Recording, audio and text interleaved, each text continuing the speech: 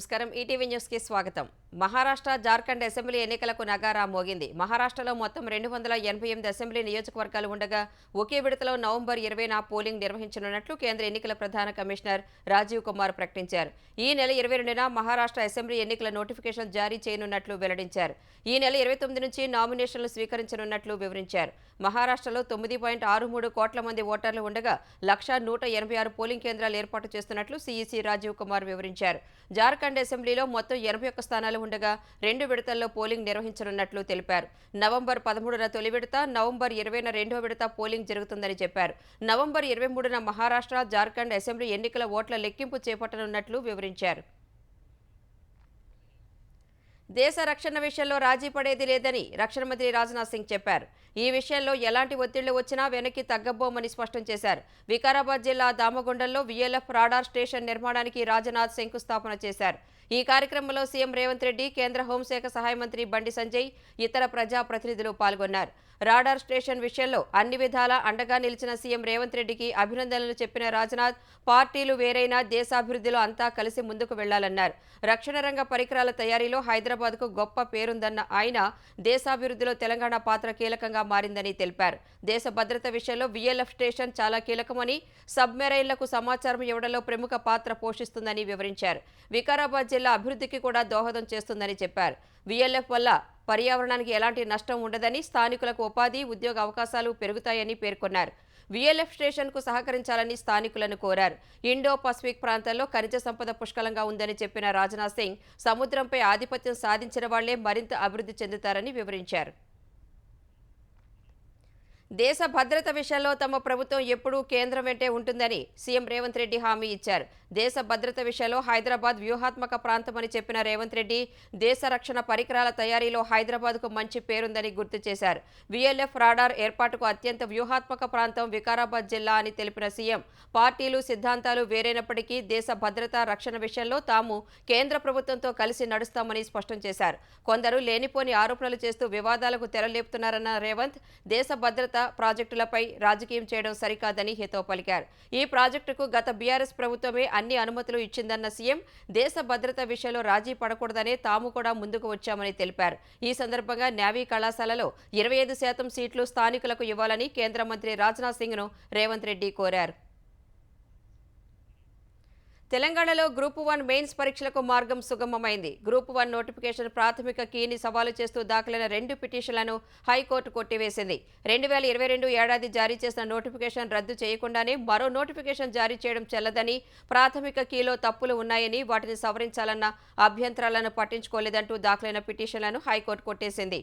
ఈ పిటిషన్లపై విచారణలో గ్రూప్ 1 పరీక్షల్లో అవకతవకలు జరిగాయంటూ ఇదే హైకోర్టు పరీక్షను రద్దు చేసినట్లు పిటిషనర్లు గుర్తు చేశారు. ప్రిలిమ్స్ తుది కీలో 7 ప్రశ్నలకు సమాధానాలు తప్పుగా ఉన్నట్టు తెలిపారు.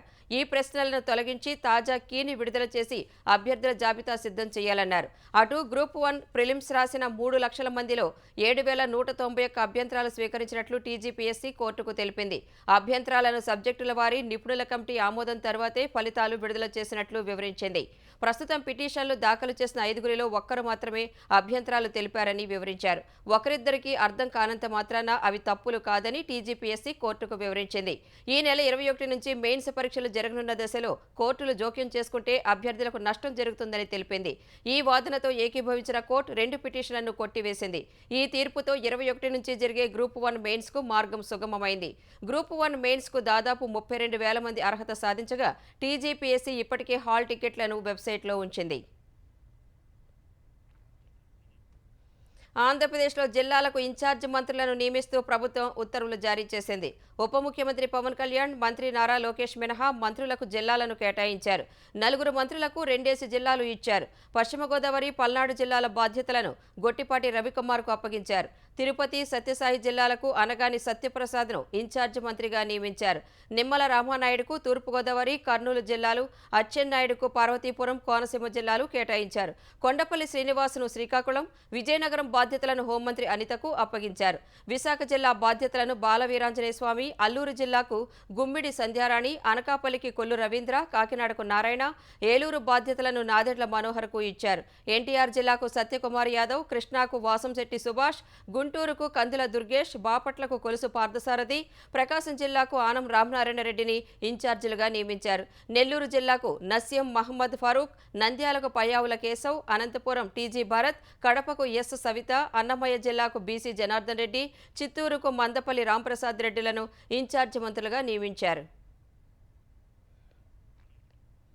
ఆంధ్రప్రదేశ్లో రహదారుల అభివృద్ధికి కేంద్రం 400 కోట్ల రూపాయలు మంజూరు చేసినందుకు కేంద్ర ఉపరితల రవాణా శాఖ మంత్రి నితిన్ గడ్కరీకి ముఖ్యమంత్రి చంద్రబాబు కృతజ్ఞతలు తెలిపారు.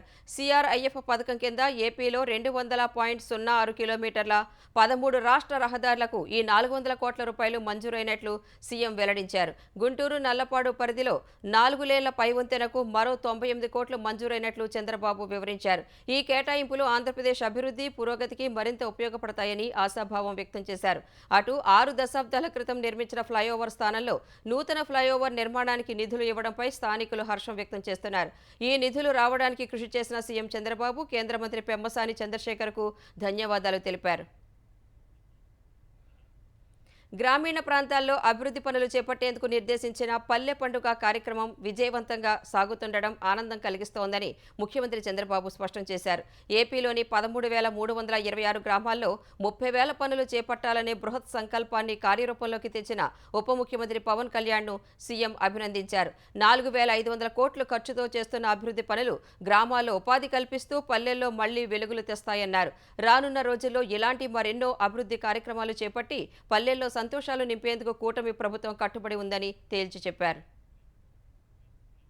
మాజీ సీఎం జగన్తో అవినీతి సొమ్మంతా కక్కించే రోజు దగ్గరలోనే ఉందంటూ ఏపీ విద్యాశాఖ మంత్రి నారా లోకేష్ చేసిన ట్వీట్ చర్చనీయాంశమైంది. జగన్ గత 5 ఏళ్లలో దోచేసిన 1000 కోట్లు, సాక్షి మీడియాకి దారబోసిన 100 కోట్లు, కోట్ల రూపాయలు వెచ్చించి తిన్న ఎగ్ పఫ్లు, తాగిన నిమ్మకాయ నీళ్లన్నీ కక్కిస్తామని లోకేష్ సామాజిక మాధ్యమం ఎక్స్లో చేసిన పోస్టులో పేర్కొన్నారు. తాడేపల్లి కంచె ఎత్తు ఇంకా పెంచే సమయం ఆసన్నమైందన్నారు.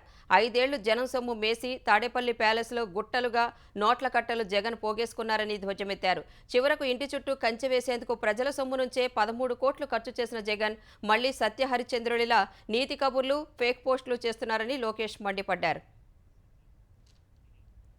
తెలుగుదేశం ప్రధాన కార్యాలయంపై దాడి కేసు, గన్నవరంలో దాడి కేసుతో పాటు మరో 2 కేసుల్ని సీఐడీకి బదిలీ చేశామని ఆంధ్రప్రదేశ్ డీజీపీ ద్వారకా తిరుమలరావు తెలిపారు.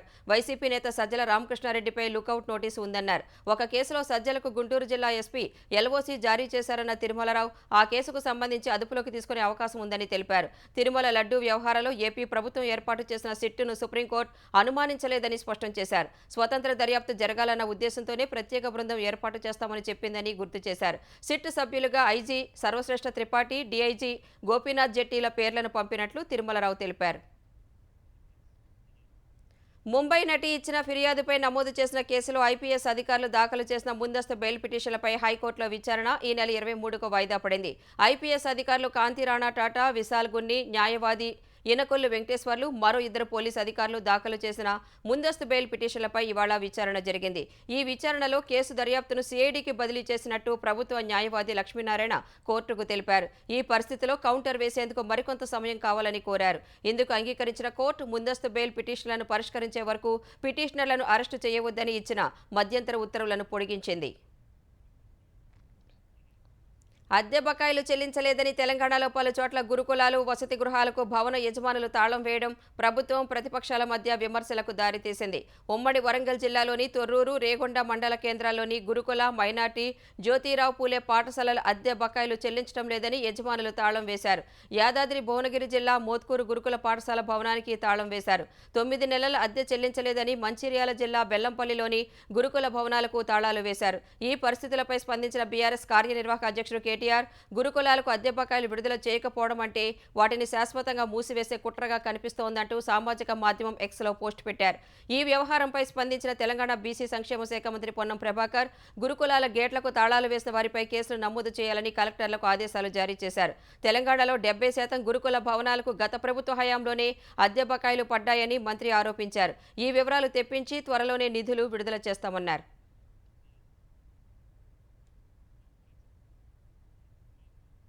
బంగాళాఖాతంలో ఏర్పడిన అల్పపీడనం మరింత బలపడింది. 48 గంటల్లో వాయుగుండంగా మారే అవకాశం ఉందని అమరావతిలోని విపత్తుల నిర్వహణ సంస్థ వెల్లడించింది. దీని ప్రభావంతో ఇవాళ, రేపు దక్షిణ కోస్తా, రాయలసీమలో విస్తృతంగా వర్షాలు కురుస్తాయని అధికారులు తెలిపారు. తీరం వెంబడి బలమైన ఈదురుగాలులు వీస్తాయని హెచ్చరించారు. మరోవైపు ఇప్పటికే కొన్ని జిల్లాల్లో ఎడతెరిపి లేకుండా వానలు కురుస్తున్నాయి. బాపట్ల జిల్లా తీర ప్రాంతాల్లో విస్తారంగా వర్షాలు పడుతున్నాయి. రేపల్లె నియోజకవర్గంలో జోరు వానతో లోతట్టు ప్రాంతాలు జలమయమయ్యాయి. రహదారులపై వర్షపు నీరు నిలిచి ప్రయాణికులు ఇబ్బందులు పడుతున్నారు. అటు అనంతపురం జిల్లాలో చిరుజల్లులతో కూడిన వర్షం కురుస్తోంది. ఎగువ ప్రాంతాల నుంచి నడిమి వంక కాలువకు వరద పోటెత్తే అవకాశం ఉండటంతో అధికారులను కలెక్టర్ అప్రమత్తం చేశారు. వరద వచ్చే అవకాశం ఉంటే వెంటనే ఆ ప్రాంతం నుంచి వెళ్లడానికి సిద్ధంగా ఉండాలని సూచించారు. అటు వాతావరణ శాఖ హెచ్చరికలతో జలవనరుల శాఖ అధికారులను మంత్రి రామానాయుడు అప్రమత్తం చేశారు. వరద నియంత్రణ చర్యలు చేపట్టాలని ఆదేశించారు. వాగులకు ఆకస్మిక వరదలు వచ్చే అవకాశం ఉండటం వల్ల ముందు జాగ్రత్తలు తీసుకోవాలని సూచించారు. డిజిటల్ టెక్నాలజీ, కృత్రిమ మేధను నైతికంగా వినియోగించేందుకు గ్లోబల్ ఫ్రేమ్వర్క్, మార్గదర్శకాలు ఉండాలని ప్రధాని నరేంద్ర మోదీ పిలుపునిచ్చారు. పరస్పర ఆధారిత ప్రపంచంలో భద్రతను విస్మరించరాదని చెప్పారు.